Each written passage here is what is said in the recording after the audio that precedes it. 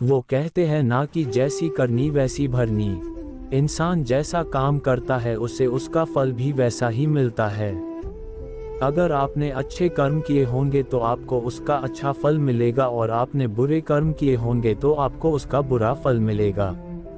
अगर किसी के साथ कुछ बुरा होता है तो लोग कहते हैं कि इसने पिछले जन्म में जरूर कुछ बुरा किया होगा इसलिए ही उसके साथ ऐसा बुरा हुआ, और अगर किसी के साथ कुछ अच्छा होता है तो लोग कहते हैं कि इसने पिछले जन्म में जरूर कुछ अच्छा काम किया होगा इसलिए ही इसके साथ आज ये अच्छा हुआ। देखा जाए तो आज के ज़माने में इंसान को अपने इस जन्म का हिसाब इसी जन्म में चुकाना पड़ता है, क्योंकि पहले भगवान नोटबुक पेन लेकर के हिसाब करते थे इसलिए उन्हें हिसाब करने में देर लगती थी। आज के ज़माने में भगवान के पास भी लैपटॉप आ गया है तो उन्हें इंसान के कर्म का फल देने में यानी कि हिसाब करने में देरी नहीं लगती है। आज की ये कहानी जैसी करनी वैसी भरनी भी उसी के बारे में है। एक बार एक व्यक्ति को रास्ते में यमराज मिल जाते हैं। वो व्यक्ति उन्हें पहचान नहीं पाया। यमराज ने उस व्यक्ति से पीने के लिए पानी मांगा। उस व्यक्ति ने बिना कुछ सोचे और बिना एक भी क्षण गंवाए यमराज को पानी पिला दिया।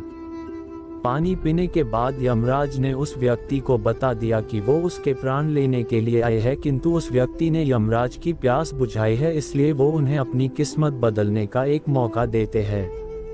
इतना बोलने के बाद यमराज ने उस व्यक्ति के हाथ में एक डायरी दे दी और उस व्यक्ति से कहा कि तुम्हारे पास 10 मिनट का समय है। इस डायरी में तुम जो भी लिखोगे वही सच में हो जाएगा, लेकिन ध्यान रखना कि तुम्हारे पास केवल 10 मिनट ही है। वो कहते हैं ना कि जैसी करनी वैसी भरनी। इंसान जैसा काम करता है उसे उसका फल भी वैसा ही मिलता है। अगर आपने अच्छे कर्म किए होंगे तो आपको उसका अच्छा फल मिलेगा और आपने बुरे कर्म किए होंगे तो आपको उसका बुरा फल मिलेगा। अगर किसी के साथ कुछ बुरा होता है तो लोग कहते हैं कि इसने पिछले जन्म में जरूर कुछ बुरा किया होगा इसलिए ही उसके साथ ऐसा बुरा हुआ, और अगर किसी के साथ कुछ अच्छा होता है तो लोग कहते हैं कि इसने पिछले जन्म में जरूर कुछ अच्छा काम किया होगा इसलिए ही इसके साथ आज ये अच्छा हुआ। देखा जाए तो आज के ज़माने में इंसान को अपने इस जन्म का हिसाब इसी जन्म में चुकाना पड़ता है, क्योंकि पहले भगवान नोटबुक पेन लेकर के हिसाब करते थे इसलिए उन्हें हिसाब करने में देर लगती थी। आज के ज़माने में भगवान के पास भी लैपटॉप आ गया है तो उन्हें इंसान के कर्म का फल देने में यानी कि हिसाब करने में देरी नहीं लगती है। आज की ये कहानी जैसी करनी वैसी भरनी है। एक बार एक व्यक्ति को रास्ते में यमराज मिल जाते हैं। वो व्यक्ति उन्हें पहचान नहीं पाया। यमराज ने उस व्यक्ति से पीने के लिए पानी मांगा। उस व्यक्ति ने बिना कुछ सोचे और बिना एक भी क्षण गंवाए यमराज को पानी पिला दिया। पानी पीने के बाद यमराज ने उस व्यक्ति को बता दिया कि वो उसके प्राण लेने के लिए आए हैं, किंतु उस व्यक्ति ने यमराज की प्यास बुझाई है इसलिए वो उन्हें अपनी किस्मत बदलने का एक मौका देते हैं। इतना बोलने के बाद यमराज ने उस व्यक्ति के हाथ में एक डायरी दे दी और उस व्यक्ति से कहा कि तुम्हारे पास 10 मिनट का समय है। इस डायरी में तुम जो भी लिखोगे वही सच में हो जाएगा, लेकिन ध्यान रखना कि तुम्हारे पास केवल 10 मिनट ही है। उस व्यक्ति ने डायरी खोलकर देखा कि पहले ही पेज पर लिखा था कि उसके दोस्त को लॉटरी निकलने वाली है और वो करोड़पति बनने वाला है।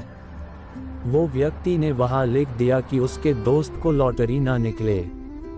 अगले पेज पर लिखा था कि उसका एक रिश्तेदार चुनाव जीतकर मंत्री बनने वाला है। उसने वहां पर लिख दिया कि उसका रिश्तेदार चुनाव हार जाए। इसी तरह वो पेज पलटता रहा और अंत में उसे अपना पेज दिखाई दिया। जैसे ही उसने कुछ लिखने के लिए अपना पेन उठाया कि यमराज ने उस व्यक्ति के हाथ में से डायरी वापस ले ली और कहा, ली वत्स, तुम्हारे 10 मिनट अब खत्म हो गए हैं। अब कुछ भी नहीं हो सकता। यमराज ने कहा कि तुमने अपना पूरा समय दूसरों का बुरा करने में व्यतीत कर दिया और अपने आप को ही खतरे में डाल दिया। अब तो तुम्हारा अंत निश्चित है। अब तुम्हें कोई नहीं बचा सकता, क्योंकि तुम अपने आप को ही नहीं बचा पाए। यह सुनकर वो व्यक्ति बहुत ज्यादा पछताता है, लेकिन अब पछताने से कुछ नहीं हो सकता था, क्योंकि अब सुनहरा मौका उसके हाथ से निकल चुका था।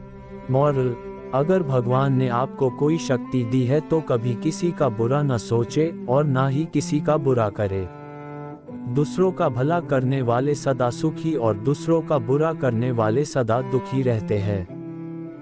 प्लीज मेरा चैनल को सब्सक्राइब करें।